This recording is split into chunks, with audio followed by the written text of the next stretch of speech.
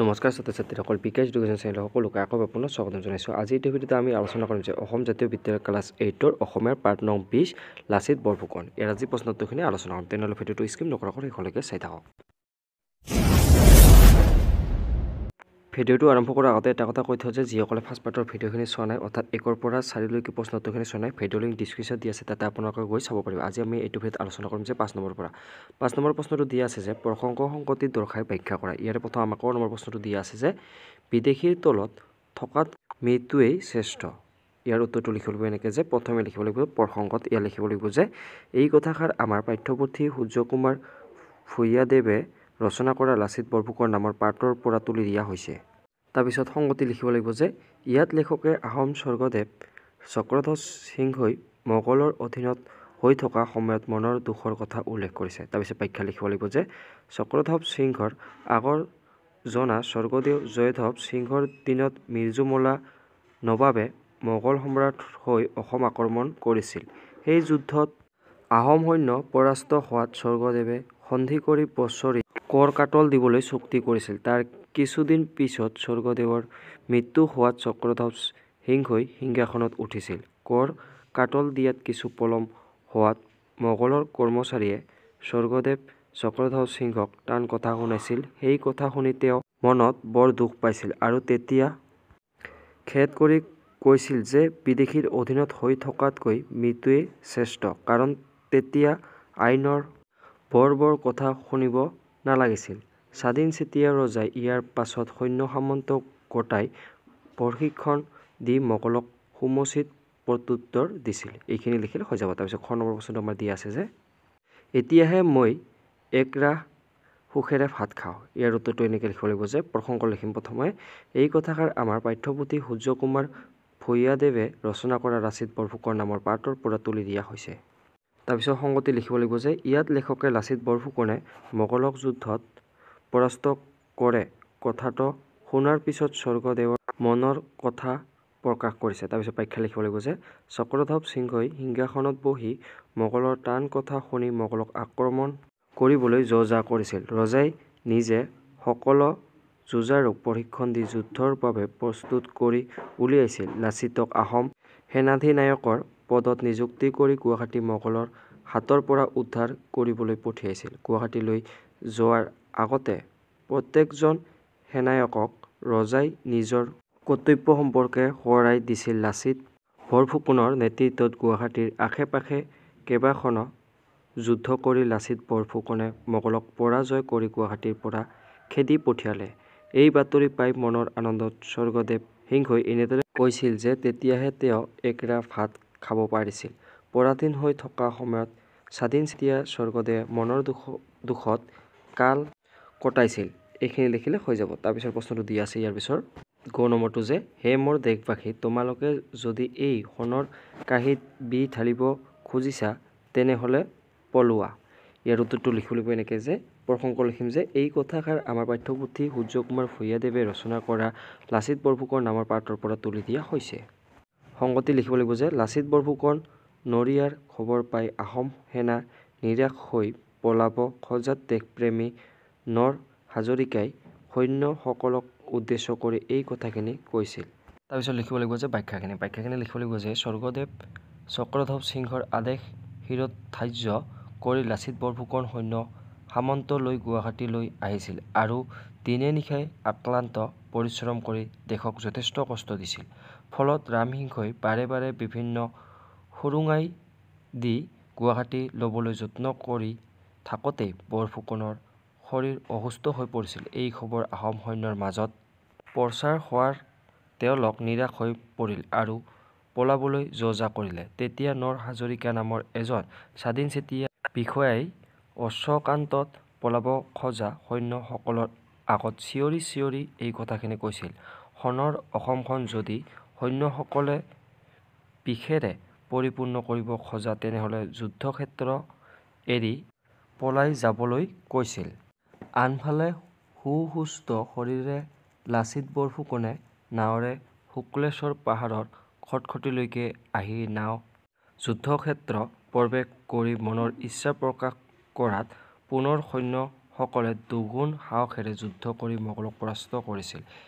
এনেকুৱা কিছুমান বাণীৰে দ্বাৰা সৈন্য সামন্ত উদ্যোগী হৈ উৎসাহেৰে যুদ্ধ কৰাৰ বাবে অলপীয়া সৈন্যৰে মোগলৰ বিশাল বাহিনীক পৰাস্ত কৰিব পাৰিছিল। এনেকৈ বাকীখিনি লিখিলে হৈ যাব। তাৰপিছত প্ৰশ্নটো দি আছে ইয়াৰ পিছৰ খ নম্বৰটো যে অসমীয়া নেতৃত্বই জাতিৰ একতা আৰু দৃঢ়তা প্ৰমাণ কৰিছে। ইয়াৰ উত্তৰটো লিখিম এনেকৈ যে উদ্ধৃত কথাষাৰি আমাৰ পাঠ্যপুথি সূৰ্যকুমাৰ ভূঞাদেৱে ৰচনা কৰা লাচিত বৰফুকন নামৰ পাঠৰ পৰা তুলি অনা হৈছে।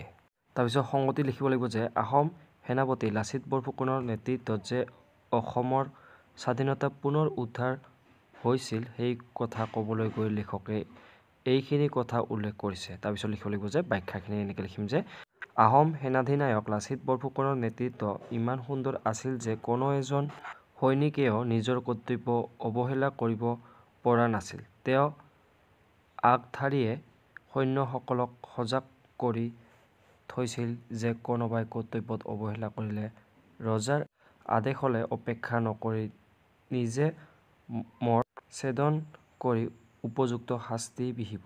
আনফালে পানীৰ যুদ্ধত অসুস্থ শৰীৰেৰে যুদ্ধক্ষেত্ৰলৈ ওলাই আহি অসমীয়া সৈন্যৰ মনৰ বল আৰু সাহস বৃদ্ধি কৰিছিল।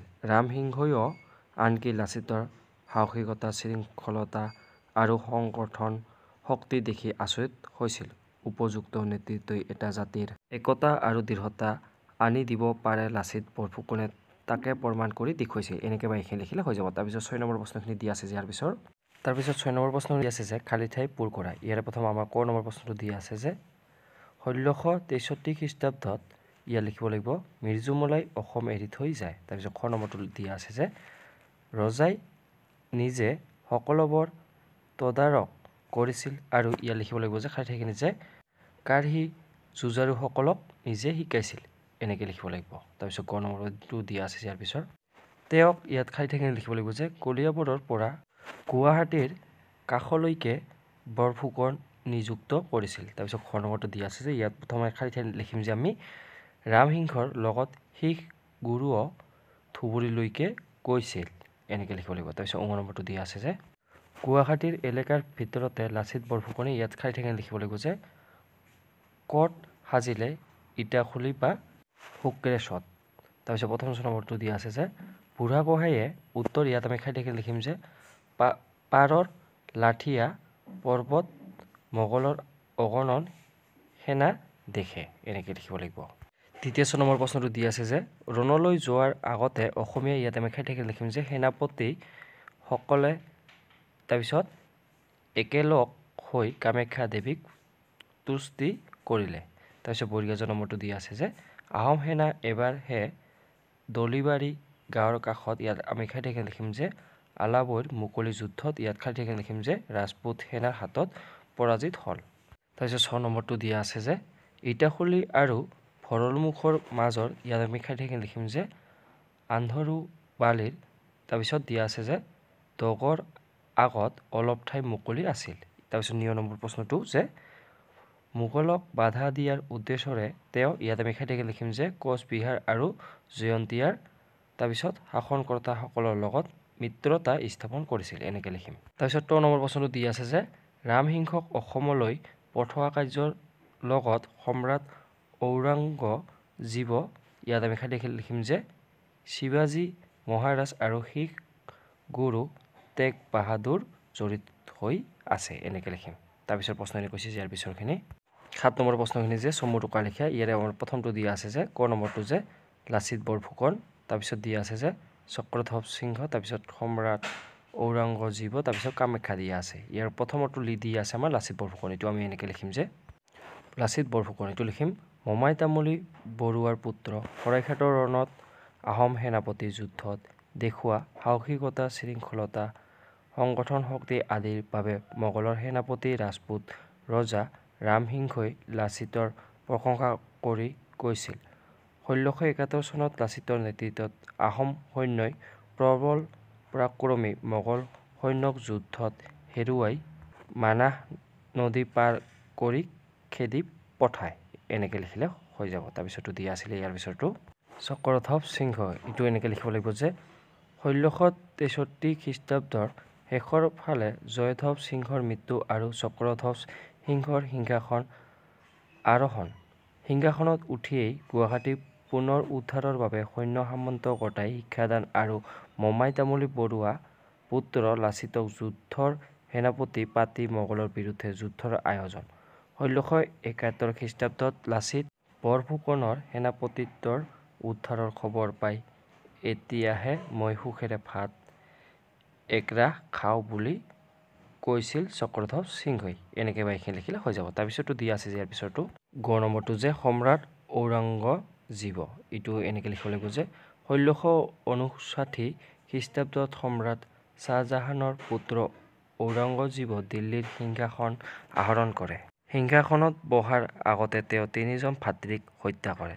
এজন গড়া মুছলমান আছিল। জীৱনত নিজৰ পিতৃ আৰু ভাতৃক বিশ্বাসঘাতকতা কৰি কেতিয়াও কাকো বিশ্বাস কৰা নাছিল। প্ৰায় ৫০ বছৰ ৰাজত্ব কৰি ১৭০৭ খ্ৰীষ্টাব্দত তেওঁৰ মৃত্যু হয়। এনেকৈ বা এইখিনি লিখিলে হৈ যাব। তাৰপিছতো দিয়া আছিলে যে ইয়াৰ পিছতো কামাখ্যা, এইটো এনেকৈ লিখিব লাগিব যে গুৱাহাটীৰ নীলাচল পাহাৰৰ ওপৰত কামাখ্যা মন্দিৰ অৱস্থিত। প্ৰবাদ আছে যে সতীৰ মৃত্যুৰ পিছত মহাদেৱে তেওঁৰ শৰীৰটো কান্ধত লৈ ঘূৰি ফুৰিছিল আৰু শ্ৰীকৃষ্ণই সুদৰ্শন চক্ৰৰে সেই শৰীৰটো খণ্ড খণ্ডকৈ কাটি পেলাইছিল। তেতিয়া য'তেই সতীৰ দেহৰ টুকুৰা পৰিছিল তাতেই একোখন তীৰ্থস্থান গঢ়ি উঠিছিল। নীলাচল পাহাৰতো সতীৰ দেহৰ অংগ পৰিছিল আৰু কামাখ্যা দেৱীৰ মন্দিৰ গঢ়ি উঠে। কামৰূপৰ ৰজা নৰকাসুৰে কামাখ্যা দেৱীৰ মন্দিৰলৈ যোৱা পথটো একে ৰাতিৰ ভিতৰতে বান্ধি দি কামাখ্যা দেৱীক বিয়া কৰাব খুজিছিল।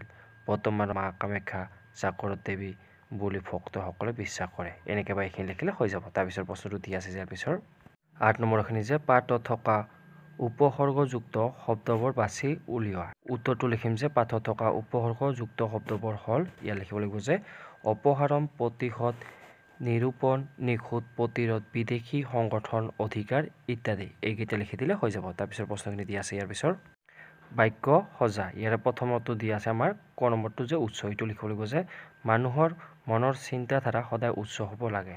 আৰু দিয়া আছে যে উচ্চতৰ, এইটো লিখিব লাগিব যে মানুহৰ মনৰ চিন্তাবোৰ উচ্চৰ পৰা উচ্চতৰলৈ গতি কৰিব লাগে। তাৰপিছত দিয়া আছে যে উচ্চতম, এইটো লিখিম যে উচ্চতম ন্যায়ালয়ে কৰা বিচাৰ শুদ্ধ হোৱা বুলি সকলোৱে মানি নলয়। তাৰপিছত দিয়া আছে যে অধিক, এইটো লিখিব লাগিব যে অধিক শস্য এইবাৰ বানপানীয়ে নষ্ট কৰিলে। আৰু এতিয়া দিয়া আছে যে অধিকতৰ, এইটো লিখিব লাগিব যে আধিক হোৱা খেতিয়কজনে অধিকতৰ শস্য নিজে ৰাখি কামখিনি মাটিৰ মালিকক দিয়ে। আৰু এতিয়া দিয়া আছে যে অধিকতম, এইটো লিখিব লাগিব যে জনসংখ্যা বাঢ়ি যোৱাৰ লগে লগে খেতিয়কে অধিকতম শস্য উৎপাদন কৰিবলৈ চেষ্টা কৰা উচিত। তাৰপিছত 11 নম্বৰ প্ৰশ্নখিনি দিয়া আছে যে আমাৰ সন্ধি গঢ়া, এইটো লিখিব লাগিব যে এনেকৈ প্ৰথমটো দিয়া আছে যে উদ্যোগ হাৰ, এইটো লিখিব লাগিব এনেকৈ উদ্ধাৰ। তাৰপিছত দিয়া আছে যে উদ্যোগ হৃদ, এইটো লিখিব লাগিব উদ্ধৃত। তাৰপিছত উদ্যোগ চাৰণ, এইটো লিখিব লাগিব উচ্চাৰণ। তাৰপিছত উদ্যোগ লাখ, এইটো লিখিব লাগিব যে উল্লাস। তাৰপিছত তদ্যোগ হিত, এইটো লিখিব লাগিব যে তদ্ধিত। তাৰপিছত উদ্যোগ হত, এইটো লিখিব লাগিব যে উদ্ধৃত। তাৰপিছত উদ্যোগ ছেদ, এইটো লিখিব লাগিব যে উচ্ছেদ। তাৰপিছত দিয়া আছে যে উদ্যোগ লেখ উল্লেখ। তাৰপিছত 12 নম্বৰ প্ৰশ্নখিনি দিয়া আছে যে তলত দিয়া শব্দবোৰত কি প্ৰত্যয় যোগ হৈছে ভাঙি দেখুওৱা। ইয়াৰে প্ৰথমটো দিয়া আছে আমাৰ বিদেশী, এইটো লিখিব লাগিব যে বিদেশ যোগ দীৰ্ঘই, এনেকৈ লিখিব লাগিব। সামৰিক, এইটো লিখিম যে সমৰ যোগ ইক, তাৰপিছত তলতীয়া, এইটো লিখিব যে তলত যোগ ইয়া, তাৰপিছত কৰ্তব্য, এইটো লিখিব লাগিব যে কৰ যোগ তব্য। তাৰপিছত বৈজ্ঞানিক, এইটো লিখিব লাগিব যে বিজ্ঞান যোগ ইক। তাৰপিছত বহুমুখী, এইটো লিখিব লাগিব যে বহুমুখ যোগ দীৰ্ঘই। তাৰপিছতটো দিয়া আছে যে অসমীয়া, অসম যোগ ইয়া, তাৰপিছত খন্তেকীয়া, এইটো লিখিব লাগিব যে খন্তেক যোগ ইয়া। তাৰপিছত 13 নম্বৰ প্ৰশ্নখিনি দিয়া আছে যে বাক্য ৰচনা কৰে। ইয়াৰে প্ৰথমটো আমাৰ দিয়া আছে যে গা উঠ, এইটো লিখিব লাগিব এনেকৈ যে বুঢ়া মানুহজনৰ বিহু নাচিবলৈ গা উঠিছে। তাৰপিছত খ নম্বৰটো যে গা জোকাৰ, এইটো লিখিব লাগিব যে ল'ৰাজন গা জোকাৰি কাম কৰিবলৈ ওলাই আহিল। তাৰপিছতটো দিয়া আছে যে গা খেলা, এইটো লিখিম যে কাম বন নকৰি গা খেলাই ফুৰিলে জীৱনত উন্নতি কৰিব নোৱাৰি। গা লৰাই কৰ, এইটো লিখিব লাগিব যে লাচিত বৰফুকনে সৈন্যসকলক গা লগাই কাম কৰিবলৈ উৎসাহ দিছিল। তাৰপিছতো দিয়া আছে যে গা গধুৰ, এইটো লিখিব লাগিব যে কাম কৰিবলৈ গা গধুৰ মানুহে আগবাঢ়ি নাহে। প্ৰথম নম্বৰটো যে গা পাতিল হয়, এইটো লিখিব লাগিব যে শংকৰদেৱৰ প্ৰধান মাধৱদেৱে গুৰুৰ যিকোনো লোককে গা পাতি লগ লৈ সদায় সাজু আছিল। তেনেহ'লে আজিলৈ ইমানে। যদি ভিডিঅ'টো ভাল লাগিছে লাইক শ্বেয়াৰ কমেণ্ট ছাবস্ক্ৰাইব কৰিবলৈ নাপাহৰিব। আজিলৈ ইমানে, ধন্যবাদ।